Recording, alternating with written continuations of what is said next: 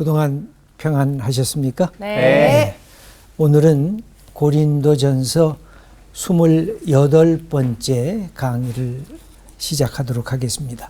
오늘의 주제는 오만 증후군에 걸린 사람들. 조금 말이 어렵죠? 네. 오늘 주제 시작하기 전에 우리 지난번 강의 기억나시는 것 있으시면 누가 먼저 말씀을 할까요? 남편은 아내에게 그리스도가 그 교회에게 하셨던 것처럼 몸을 내어줌처럼 해야 된다고 하셨는데, 그래서 저도 그 아내를 그렇게 사랑을 해야겠다라는 생각을 했어요. 예, 이제 더 멋진 남편이 될 것 같네요. 아멘. 예, 우리 조수희님. 네.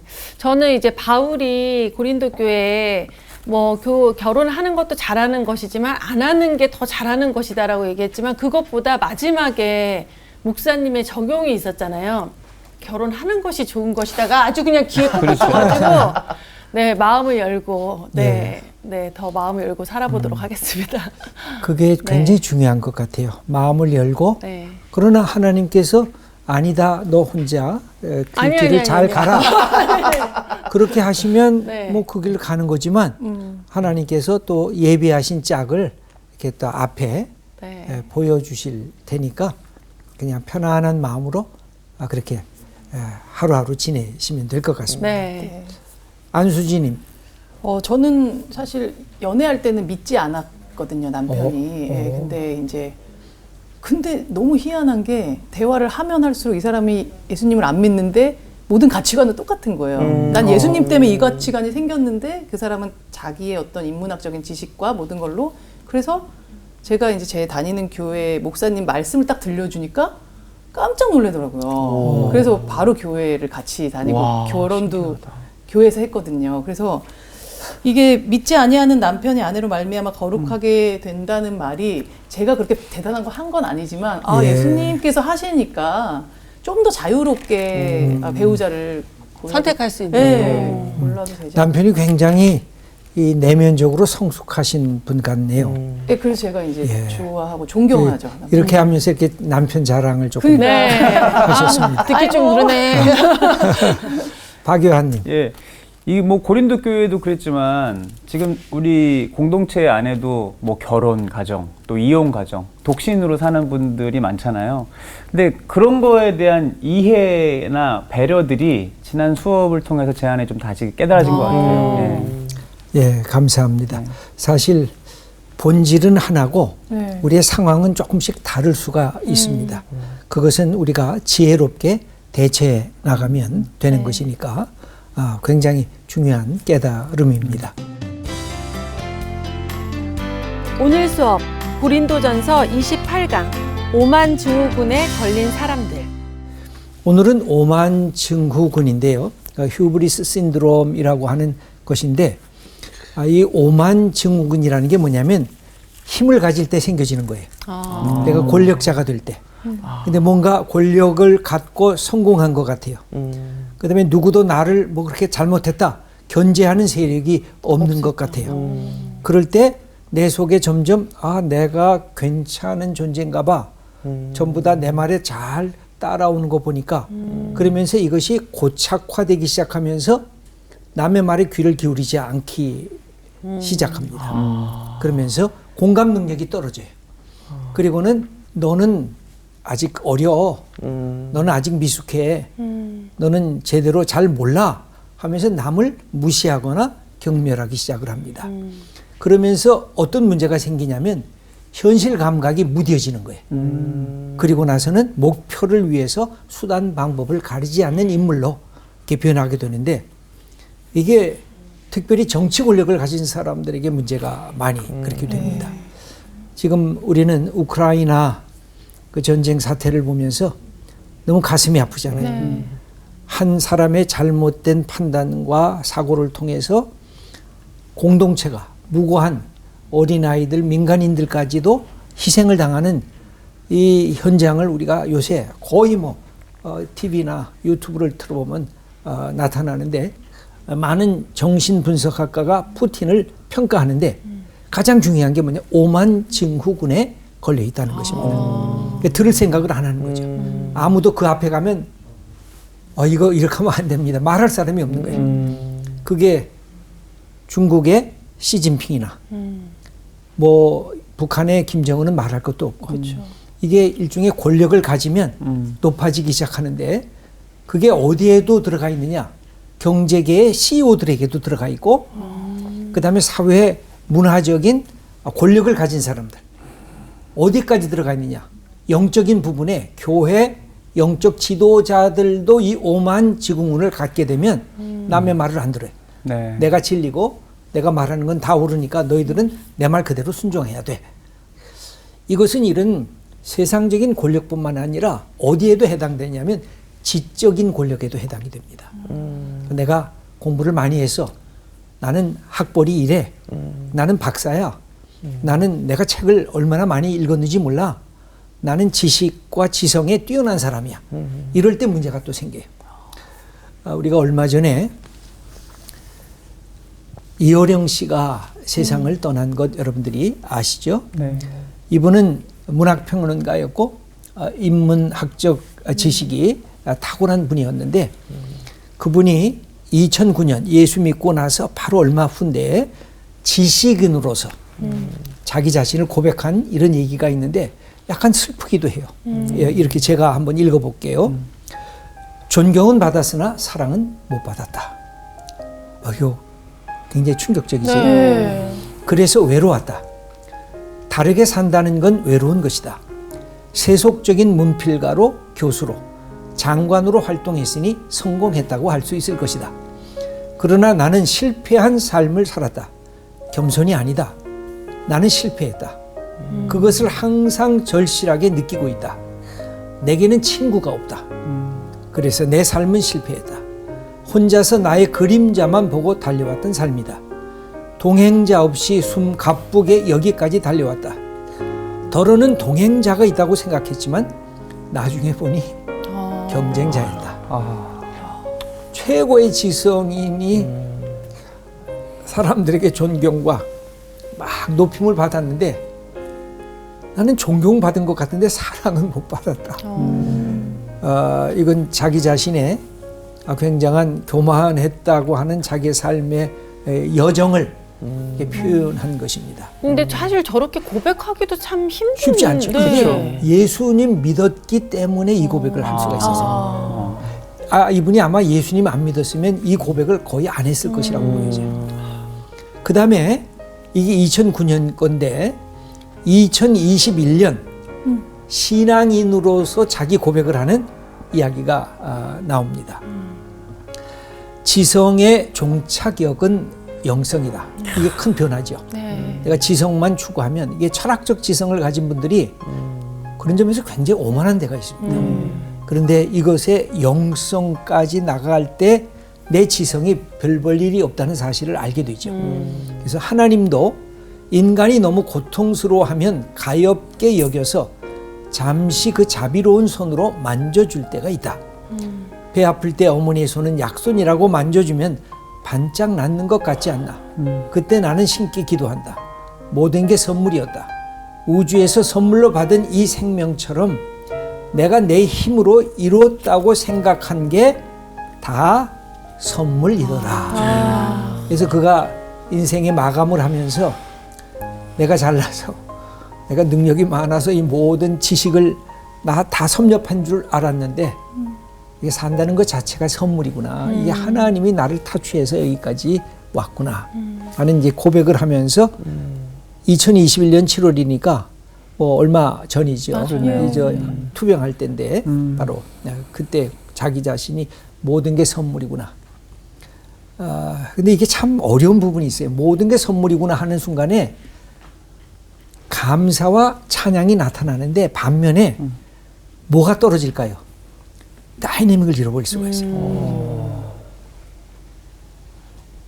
모든 게 선물이면 찬양도 더 열심히 준비하고 더 열정적으로 음악적으로 성숙해 나가야 돼요. 이게 다 하나님의 은혜야. 그것은 노력과 헌신을 포기하려고 해요. 내가 배운데 내가 개그맨인데 다 은혜야. 그러고선 손을 놓는 거예요. 그럼 그것도 또 문제예요. 그렇죠. 이 두 가지를 어떻게 절묘하게 우리의 삶에서 이걸 조화를 만들어 가느냐가 우리의 과제입니다. 열심히 수고하고 땀 흘리는 거 하나님은 기뻐하세요. 그런데 그것이 하나님의 은혜 안에 들어있다는 것을 깨달으면 하나님은 더 기뻐하시죠. 이것이 우리 이 지성에 대한 하나의 표현이기도 한데, 그래서 오늘은 지식이라고 하는 것과 사랑이라는 것에 대해서 말씀을 드려보려고 합니다. 오늘 고린도전서 8장은 지식과 사랑을 대비시키고 있는 것처럼 보여집니다. 고린도전서 8장 1절 후반부를 김보규님 한번 읽어주시겠습니까? 지식은 교만하게 하며 사랑은 덕을 세우나니. 예, 지식은 교만하게 하고 사랑은 덕을 세운다고 이야기를 했는데 이게 왜 그렇죠? 지식이 왜 인간을 교만하게 합니까? 근데 아는 게 많으면은 좀 이렇게 나도 모르게 힘이 들어가더라고요. 아는 게 많아지면 조금 어깨를 좀 이렇게 좀 사람- 높이려고 그러고 사람들을 좀 이렇게 깔보는. 깔보게 될 것 같아요. 이게 지식이 있으면 또 다 내 능력으로 내 힘으로 예. 언제 할 수 있을 것 같은. 네, 지식은 이렇게 축적이 가능하거든요. 어. 여러분 지식만 축적이 가능해요? 돈도 축적이 가능하죠. 네. 돈이 많으면 교만할까요? 교만하지 않을까요? 돈 많아본 적이 없어서 그렇네. 교만하지 않을까요? 왜 예수님께서 부자가 천국에 들어가기가 그렇게 힘들다고 말씀을 하셨을까요? 부자가 되면 이 돈으로 내 인생이 잘 살 수 있을 거라고 하는 안전판이 되거든요. 안전판이 있으면 하나님에 대한 사모함과 간구와 그리움이 사라지게 되거든요. 아무래도. 지식도 축적이 되고 권력도 축적이 되고 아. 그다음에 돈도 축적이 되고 사랑도 축적이 되나요? 사랑은 축적이 되는데 사랑의 지향점은 이 돈도 이 지식과 돈은 나를 위하여. 그렇죠. 그렇지. 근데 사랑은 상대를. 항상 가득하면 너를 위하여 하고 상대방을 향해서 맞아. 개방성을 열어주죠. 주는 것이네 진짜. 그렇기 때문에 사랑하게 되면 내려가는 것에 주저하지를 않아요. 아. 근데 지식을 쌓으면 올라가기를 열망하죠. 맞아요. 그래서 명예를 얻어야 되고 권력을 얻어야. 그래서 지식의 방향과 사랑의 방향이 이렇게 맞부딪히는 거죠. 예, 김보규님. 궁금해서 여쭤보는 예. 건데, 저는 어렸을 때 좀 어렵게 지냈었거든요. 근데 저는 가난하고 싶지 않거든요, 더. 예. 그런데 어떻게 하면 부유하게 살면서 그 하나님 안에서, 아까 부자는 천국에 가는 게 어렵다고 하셨잖아요. 그럼 부자로 살면서 어떻게 그렇게 하나님 뜻대로 그렇게 살 수 있는 방법들이 있을까요? 아, 예. 사실 부자이면서 겸손한 분은 굉장히 놀라운 분이에요. 거의 그가 없다는 얘기. 돈을 엄청나게 많이 가졌는데 예. 연약한 사람들을 국률이 여기는 마음이 있다면 그건 대단한 인물입니다. 있긴 있잖아요. 그런 근데 분이. 우리는 약간의 천박한 이 기질이 있어가지고 나 너보다 더 많이 갖고 있어. 나 너보다 더 큰 집에 살아. 나 자동차 뭔지 알아? 또 무슨 자동차야? 내 자동차는 이게 보통 자동차가 아니야. 이게 뭔가 갖고 있으면 자기 자랑을 하게 되고 표현하게 되니까 우리 예수님께서 하나님의 뒤집기를 선언하세요. 연약한 자들아, 너희들에게도 가능성이 있어. 너희들도 하나님의 복받을 사람이야. 하면서 변화와 개혁과 그리고 성장의 기회를 주시는 거예요. 근데 이미 소유한 사람들, 아니야, 조심해. 너 그러다가 날개 없는 새처럼 추락해. 그러니까 조심해야 돼. 그러면서 부자에게는 경고하고 오히려 연약한 사람들, 가난한 사람들에게는 희망과 꿈을 실어주면서 변화의 기회를 주는 거죠. 저는 이것이 예수 믿는 게 왜 좋으냐. 나는 흙수저로 태어났는데 너는 평생 흙수저로 살아라. 말도 안 되잖아요. 그거는 우리의 삶에 공정과 공의가 사라진 거죠. 맞아요. 그래서 성경은 낮은 자가 높아질 수 있고 교만한 자가 끌어내려질 수 있다고 하는 가능성을 늘 열어놓고 있는 것이 그 성경의 말씀입니다. 네. 그렇다고 하면 여기 지식은 나쁜 것인가? 아. 지식은 필요 없는 것인가? 기독교 신앙은 반지성주의인가? 너희들 아는 거 그만 알아. 지식은 교만하게 뭘 자꾸만 알라 그래. 그래서 예수님을 믿을 때도 나 성경에 대해서 알고 싶어요. 이런 문제 어떻게 해결해요? 하고 질문하면 아니야, 무조건 믿어. 전 그것을 반대해요. 무조건 믿는 건 아니에요. 기독교 신앙은 무조건 믿는 거나 덮어놓고 믿는 것도 아니에요. 기독교 신앙은 알면서 믿는 거예요. 기독교 신앙은 질문하면서 믿는 거예요. 기독교 신앙은 호기심에 가득 차서 내가 예수님의 비밀을 저 높은 데까지 알도록 그렇게 기도하고 그것을 향해서 내가 질문하고 그 대답을 얻으면서 성장하는 게 기독교 신앙이에요. 그래서 기독교는 반지성주의가 아니에요. 기독교를 반지성주의로 몰고 가려고 하는 모든 시도는 우리가 거절해야 돼요. 예수 믿으면 너 더 이상 알려고 하지 마. 그냥 무조건 그냥 순종하면서 믿어. 그건 아니에요. 맞아요. 내가 왜 믿어야 되는지를 알아야 진정으로 그 다음 자리로 나갈 수가 있는 것입니다. 지적 호기심, 이것을 우리가 갖고 이 지식과 사랑이 어떻게 동반할 수 있는가를 우리가 배워나갈 때 성숙한 그리스도인이 될 수가 있습니다. 그래서 여기 보면 고린도전서 8장 1절 전반부를 조수희님 한번 읽어주세요. 우상의 제물에 대하여는 우리가 다 지식이 있는 줄을 아나. 예, 이거는 아마 고린도 교인들이 자랑하는 내용이었던 것 같아요. 우리가 지식을 가져서 우리는 우상의 제물에 대해서 너무 잘 알아. 우상의 제물은 그것도 하나님이 만드신 거니까 우리가 먹어도 돼. 그러면서 전혀 꺼리낌 없이 우상의 제물을 먹는 사람들이 있었는데 이 사람들은 지식이 많은 사람들이었어요. 성경에 대해서 너무 잘 알아서 모든 것이 하나님이 만드신 것인데 여기 뭐가 더러워? 근데 유대인들 중에 고린도에 들어와서 예수 믿었던 사람들이 있어요. 유대인들에게는 뭐예요? 우상의 제물. 이건 불결한 거예요. 네. 그런데 저 사람 예수 믿는다고 하면서 우상 제물에 바친 것을 갖고 와가지고 집에서 먹고 마시는 거예요. 이거 말도 안 돼. 그때 교회 공동체가 갈등이 일어나요. 서로가 서로를 용납하지 못하는 사건이 일어나게 됩니다. 네. 그때 바울이 하는 말씀이 있어요. 우리가 다 지식이 있는 줄을 안다. 이 부분은 우리 다음번 강의 때 더 자세하게 말씀을 드리겠는데 6절을 보면 하나님에 대한 지식과 예수 그리스도를 통해서 주신 구원에 관한 지식이 아주 본질적인 지식이에요. 그 다음에 4절을 보면 우상은 아무것도 아니라고 판단할 수 있는 그런 지식이에요. 그러니까 우상에다 바쳤다고 뭐가 문제야? 그거 먹을 수 있지. 내가 마실 수 있지. 괜찮은 거야. 그렇게 생각했다는 것입니다. 그래서 전혀 꺼리낌이 없는 것을 유대 공동체에서 온 사람들은 꺼리끼면서 그것에 대해서 시험을 당한 거예요. 마치 그런 것과 같아요. 이 전통적이고 아주 보수적인 데는 지금도 술은 먹어서는 안 된다. 그렇게 얘기를 해요. 근데 예수 믿는 사람들이 술을 먹는 모습을 이렇게 보게 돼요. 그럼 저 사람 뭐지? 왜 저 사람 술 먹어? 술 먹는 거 금하도록 돼 있는데 이것도 우리 공동체의 문제가 지금 발생하고 있는 하나의 중요한 문제 중에 하나입니다. 사실 기독교인의 아름다운 덕 중에 하나가 술을 안 먹는 이 전통이에요. 근데 이 부분도 이건 주변적인 것이지 본질적인 것은 아니에요. 근데 이런 문제를 갖고 서로 다투게 된 것입니다. 바울의 경고가 있어요. 왜곡된 영적인 지식주의, 이웃을 배려하지 않는 지식, 안 된다는 거죠.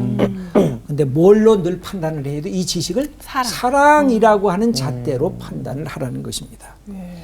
여러분 부부가 싸움을 하잖아요. 근데 남편도 옳아요. 아내의 말도 옳아요. 근데 그때 싸움할 때 뭐가 없어요? 사랑. 배려와 존경과 사랑이 없어요. 옳은 것만 있어요. 왜 싸움을 하는 줄 아세요? 다 옳아서 싸움을 해요. 근데 그 속에 남을 배려하는 따뜻함을 놓칠 때 아무리 좋은 내용과 지식이 있다고 하더라도 공동체를 살리는 게 아니라 공동체를 서서히 흔들리게 하고 무너뜨리게 하는 그런 역사를 만드는 것이죠. 그러니까 바울은 이것을 걱정하면서 오늘 이 우상에 대한 얘기를 하는데 왜 이런 문제가 발생을 할까요? 문제는 지식이 나쁜 게 아니라 지식인이 될 때에 지식인이 되면 뭐를 가져야 돼요? 자기 판단, 자기 가치관. 그때 내 지식을 왜곡하면서 악하게 사용할 것인가? 내 지식을 갖고 지혜롭고 선하게 사용할 것인가는 누가 판단해요? 지식을 가진 내가 판단하는 거예요. 그래서 이 부분은 더 달란트를 많이 가진 분들일수록 지식을 많이 가진 분들일수록 돈을 많이 가진 분들일수록 권력을 더 많이 갖고 있는 분들일수록 늘 가져야 되는 것이 그것입니다. 이것을 통해서 상대방이 공동체가 살아 생명력을 간직할 수 있는가 아니면 서서히 타락하고 부패하고 서서히 파멸의 길로 가는 것인가를 결정을 해야 돼요. 그런데 그때의 기준점은 뭘까요? 여기 보면 첫째, 자기 자랑을 위한 지식의 축적인가. 이 구조로 가면, 이 방향으로 가면 마지막은 오만 증후군에 걸리는 거죠. 그 반대로 덕을 세우는가. 이것을 통해서 공동체가 더 풍성해지고 더 아름다워지고 생명력이 가득해지는 상생의 지식인가 하는 것입니다. 옛날부터 그 배워서 남주나. 근데 자기가 배우게 되면 더 성숙한 지식인은 어떻게 돼요? 남을 주는 거죠. 근데 자기만 이렇게 붙들어 매는 거. 돈 많은 사람이 자기만을 위해서 돈을 쓰는 거. 권력을 가진 사람이 자기 권력 유지만을 위해서 권력 행사를 하는 거. 이건 자격이 없는, 리더의 자격이 없는 사람들이죠. 그때 나타나는 현상이 오만 증후군입니다. 우리의 공동체가 왜 사나워질까요? 우리가 왜 갈등이 심화되고 이렇게 때로는 투쟁, 그 다음에는 전쟁까지 일어날까요? 여기에는 오만 증후군을 가진 권력자들이 편가름을 할 때, 이제 우리가 대통령 선거를 우리가 이렇게 결정을 하면서 저는 너무 감사한 것이 그거예요. 대한민국에 살 수 있다는 것. 왜 감사해요? 국민들이 대통령을 변경시킬 수 있다는 것. 이쪽 사람을 뽑든 이쪽 사람을 뽑든 국민들이 결정할 수 있다는 것. 모든 권력의 중심이 국민에게서부터 나온다는 것. 모택동은 그랬거든요. 모든 권력은 총구에서 나온다. 무력에서 나오고 폭력에서부터 나온다고 생각을 했어요. 그래서 그걸 붙잡고 놓치질 않거든요. 지금 모든 독재자들이 갖는 행태가 그것이에요. 근데 민주주의, 자유민주주의가 좋은 점은 뭐예요? 모든 권력은 국민으로부터 나오기 때문에 선거를 통해서 권력자를 바꿀 수 있다. 이거는요, 1세기 전만 가도 상상이 안 되는 부분들이었어요. 정말 놀라운 축복일 수가 있습니다. 그러면 세상에는 어떤 권력들이 존재하는가? 여러분들은 권력이 있습니까? 박 의원님? 권력이라는 단어랑 저랑은 상관이 없는 것 같은 뭔가 느낌이. 힘은 있습니까? 힘이요? 글쎄요, 잘 모르겠네요, 진짜. 아버지가 뭐라 그러면 아들, 딸들이 예, 아빠 그러죠. 그렇죠. 그런 거니까. 그게 힘이죠. 권력이 그러면. 이게 나이의 힘도 있고, 예? 우리가 갖고 있는 외향적인 그 직위의 힘도 있죠. 우리 다 갖고 있어요. 우리 모두가 갖고 있습니다. 그 몇 가지를 보면 첫째는 전문성의 권력. 여러분 전문이 있죠. 전문가 아니에요. 전문 분야. 그죠? 그 달란트가 있으시잖아요. 그 달란트가 권력이에요. 그걸 통해서 내가 사람들 앞에 설 수가 있는 거거든요. 그게 없다 그러면 못 서잖아요. 그래서 이 전문성의 권력, 그다음에 정보 소유의 권력.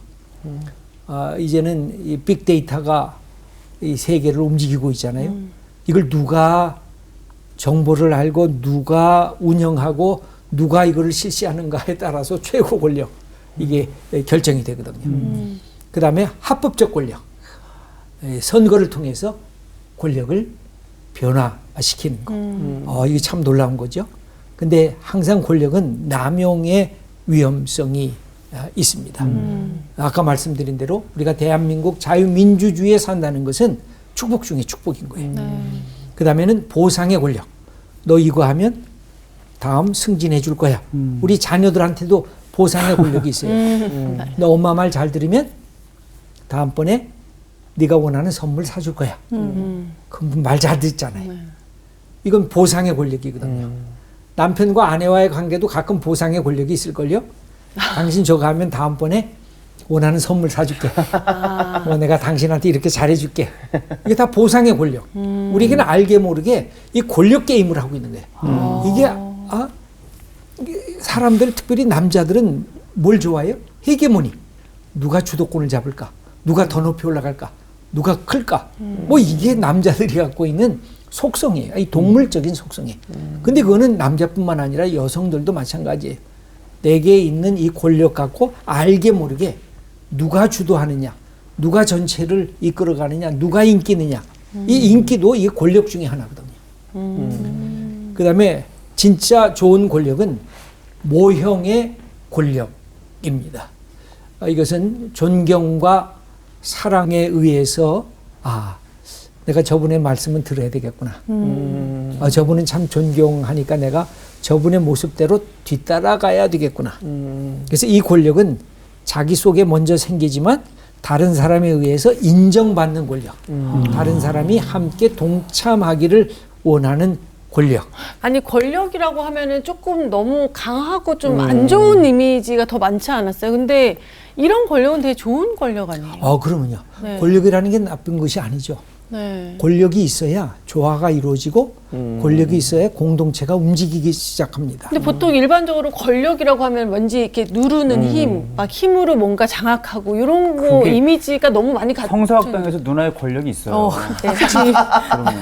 그러면요. 예를 들면 연애하는 남녀가 네. 밀당을 하잖아요. 네. 그러니까. 밀당을 하는 것은 권력 싸움인 거예요. 그럼 내가 얼마나 매력적인 여성인지 알아? 당신 그거 모르고 있지? 그럼 그걸 모르는 것 같이 여기면 싹 뒤로 물러가는 거예요. 너 진짜 매력 있는 여성이 하고 따로 맞지? 근데 남자도 그걸 가지면서 밀당한다는 것 자체가 그것도 일종의 권력의 아주 묘한 그런 서로의 이 다툼이라고도 할 수가 있어요. 또 결혼하고 나서도 아내하고 남편이 이 권력 싸움을 해요. 누가 더 우리 가정에 제일 힘이 있는가. 주도권. 심지어는 아이를 낳고서도 맞아. 엄마 아빠가 옆에 있어가지고 엄마가 좋아 너 아빠가 좋아. 진짜 그렇네. 특별히 남자들이 물어요 아이들한테. 그럼 아이들이 이게 난감하잖아요. 근데 아빠가 좋다 그럴 때 이득이 뭐가 나올까. 그렇죠. 내가 엄마가 좋다 그럴 때 그 내가 받을 것이 뭐가 있어. 막 돌아가죠. 그러고는 아빠한테 갈래다가 그래도 엄마가 더 좋지.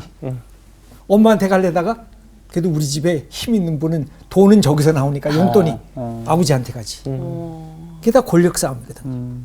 근데 그게 여기 지식에까지 해당이 되는 거예요. 지식도 이게 권력이거든요. 근데 이 지식을 갖고 남을 무시하거나 멸시하면 안 된다는 거죠. 그러니까 우리가 누구에게만 권력이 있다고 생각하지 말고 내 자신이 이미 권력자 속에 들어와져 있습니다. 그래서 때로는 내가 양보도 하고 때로는 그 힘을 행사도 하고 그러면서 공동체가 이렇게 잘 조화를 이루면서 아름다운 공동체로 만들어가는 것. 그게 오늘 바울이 얘기하려고 하는 것입니다. 그래서 이 지식은 목표와 목적이 있는데 무엇보다 겸손해야 하는 것입니다. 많이 알면 알수록 이 지식이 한계가 있구나 깨달으면 진짜 귀한 지식인이 돼요. 근데 이걸 못 깨닫는 거예요. 2절 말씀을 안수진님. 네. 만일 누구든지 무엇을 아는 줄로 생각하면 아직도 마땅히 알 것을 알지 못하는 것이요. 네, 재밌는 표현이죠? 예. 뭐 알고 있어. 그러면 아직도 모르는 거야. 바울이 얼마나 이게 재밌게 표현했는지 몰라요. 지적 겸손함을 가진 소크라테스는 이런 재미있는 말을 표현합니다. 나는 모르는 것을 그대로 모른다고 생각하고 있다. 즉 모르는 것을 모른다고 생각하는 그것만으로도 내가 이 사람보다 더 지혜가 있다. 인정할 줄 아는 게 예. 지혜로운 거군요. 자기의 한계성을 맞아. 인정할 줄 알아야 그런 사람 곁으로 갑니다. 사람들은. 근데 지식 조금 있다고 자기 자랑만 하면 아니, 나 맞아. 그거 다 알아. 너 혼자 갖고 있어. 오히려 난 이런 거를 여기까지는 아는데 그 다음에 잘 모르겠어. 그러면 다른 사람, 야 그럼 우리 함께 좀 생각해보자 하고 다가서게 되는 거죠. 이때 무엇을 아는 줄로 생각하면 마땅히 알 것을 알지 못하는 자다. 그렇게 표현한 것도 바울의 아주 재미있는 표현이어서, 그래서 우리가 권력을 갖고 있거나 또는 돈을 많이 갖고 있거나 달란트가 아주 넘쳐나거나 또 지식이 많거나 이럴 때 이것에 늘 마지막 한계성을 머리에 염두에 두어야 합니다. 그래야 그것이 그 다음 스텝으로 이렇게 업그레이드가 될 수가 있어요. 그런데 내가 이제 이 정도면 완성됐어 라고 생각을 하면 그러면 그것이 성장이 안 돼요. 거기서 그냥 멈춰 서게 되죠. 그래서 저는 어떤 사람이 참 좋은 사람이냐면 평생에 배우려고 하는 사람. 젊은 사람을 만날 때도 젊은 사람에게 배울 게 있거든요. 동료를 만날 때도 또 나이 드신 어른들을 만나실 때도 배우려고 하는 사람. 그때 두 가지가 필요해요. 하나는 상대방에 대한 리스펙트. 어떤 사람이든 남자든 여자든 나이가 많든 적든 리스펙트를 해야 돼요.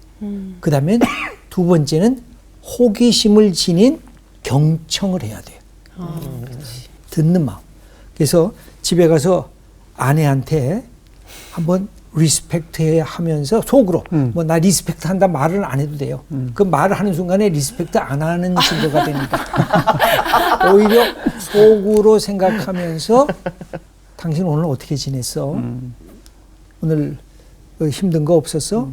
뭐 하면서 말을 하려고 그러면 그냥 들어주면서 가끔 가다 장단을 맞춰주면 돼요. 그랬구나. 다른 참견하지 말고요. 답을 하려고 그러지 말고 남자들은 답하기를 좋아하거든요. 여자가 문제가 어렵다 그러면 야 답이 이건데 왜 그렇게 너 혼자 그렇게 고민하냐? 그렇게 꼭 얘기를 해요. 이게 남자들의 속성이에요. 근데 그냥 들어주면서 우리 창할 때 얼씨고 하는 것처럼 그렇구나 하는 것만 해주면 아내가 오늘 남편 왜 이렇게 달라졌지?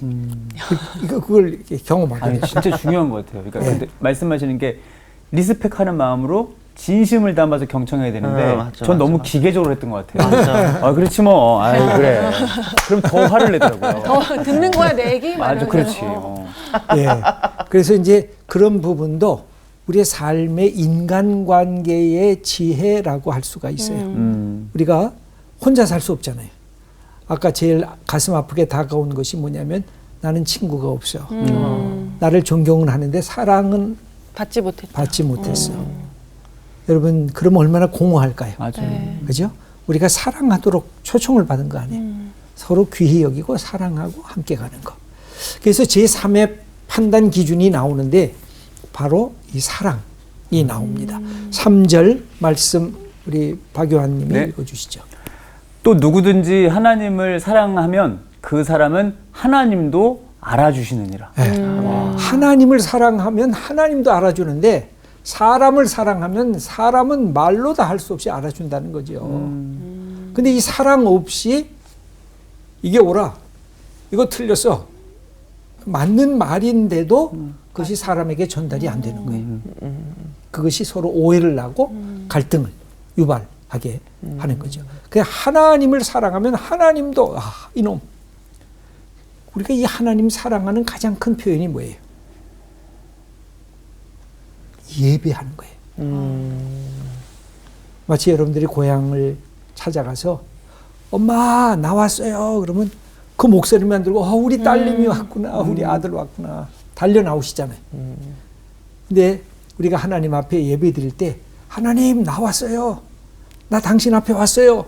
그럼 하나님이 야 너 나 만나러 나 사랑하면서 왔구나. 나도 너 사랑한단다. 그게 예배 공동체가 갖고 있는 기쁨이 감사예요. 그게 충만한 하나님의 역사를 경험하는 자리죠. 그러니까 그 하나님도 사랑하면 알아주는 거예요. 그게 차이가 있는데 그럼 하나님과 우상의 차이는 뭘까요? 하나님은 창조주인데 우상은 뭐예요? 피조물이에요. 그 다음에 하나님은 우리의 주님인데 우상은 우리의 종이에요. 종인데 주인처럼 섬기는 게 잘못된 거죠. 네. 여러분 이 인종이 우상이 될 수도 있고요. 민족이 우상이 될 수도 있고요. 그래서 나는 백인이다. 나는 황인이다. 나는 흑인이다. 이거를 너무 자랑하면 안 돼요. 그냥 한 종류의 한 부분인 거죠. 민족도요. 우린 한민족인데 이건 너무 자랑하면 안 돼요. 지구촌에 사는 이 한반도에 사는 우리들이라고 하는 의식으로 충분한 거지. 한민족, 우리 민족 이데올로기 또는 애국주의 이게 위험해요 다. 그다음에 이데올로기 어떤 것을 사상적인 내용들을 그냥 내 전체를 바쳐야 할 이데올로기로 바꾸는 거. 권력의 우상, 종교의 우상, 은혜 없는 도구마의 우상 이런 것들을 우리가 타파해야 진정한 하나님 사랑하는 모습으로 변화될 수가 있습니다. 세 번째는 신앙과 우상의 차이가 뭘까요? 우상은 폐쇄되어 있어요. 예. 개방성이 없어요. 근데 제가 볼 땐 예수 믿는 사람도 하나님의 이름으로 하나님을 우상화하는 사람이 있어요. 아. 예수 믿는 사람도 성경 말씀을 우상화하는 사람이 있어요. 이거 굉장히 중요한 거예요. 하나님은 자유로우신 분인데 하나님을 내 머릿속에 있는 하나님으로 축소시켜요. 그리고 이건 하나님의 뜻이다라고 큰 소리를 치는 거예요. 아주 위험한 거죠. 그러니까 신앙은 열려져 있는데 종교적 신념은 닫혀져 있는 거예요. 이게 우상으로 가는 길이죠. 그럼 신앙은 뭐예요? 제일 중요한 게 뭐냐면 자기 성찰이 가능하냐, 네. 자기 비판 능력이 있느냐. 이게 문제가 있다고 생각할 때 어떤 능력을 하나님이 우리에게 주시냐면 회개할 수 있게 하는 거. 하나님이 주신 축복이 참 많지만 큰 축복 중에 하나가 회개예요. 자기를 되돌아볼 줄 아는 것. 그것이 신앙의 올바른 면입니다. 그러면서 이웃을 향해서 열려져 있는데 우리 김보규님 마지막 8장 11절을 한번 읽어보겠습니다. 그러면 내 지식으로 그 믿음이 약한 자가 멸망하나니 그는 그리스도께서 위하여 죽으신 형제라. 예, 여기 보면 저 사람들 무시하고 나만 할 수 있는 거 다 할 수 있어 하고 자기 자유만 선포했을 때 너는 자유인지 모르는데 공동체가 너 때문에 꺼리낌을 당하고 너 때문에 이 신앙 안에 들어온 것을 거부하고 그 자리를 떠나게 된다. 그것은 좋은 공동체를 만드는 너의 모습이 아니다. 그렇게 지적을 하고 있는 것입니다. 우리에게 마지막 적용을 해보십시다. 나는 오만 증후군 갖고 있지 않은가? 여러분 한번 집에 가셔서 한번 쭉 써보셔도 돼요. 내가 갖고 있는 힘이라는 게 뭘까? 나는 어머니로서 이런 힘을 있는데 나는 아내로서 이런 힘이 있는데 나는 직장인으로서 이런 힘을 갖고 있는데 나는 남편으로서 이런 것들을 한번 적어보고 정말 내가 속한 공동체를 위해서 이 힘을 완벽하게 내가 발휘하려고 하는 것인가? 한번 우리가 돌아볼 필요가 있습니다. 오늘 강의는 여기까지 하겠습니다. 감사합니다. 감사합니다.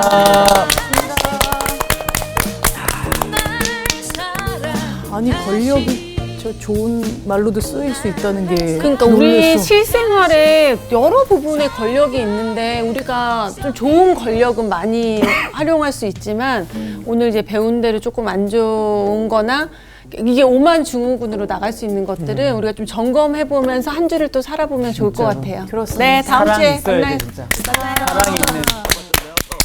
사랑 있는 집.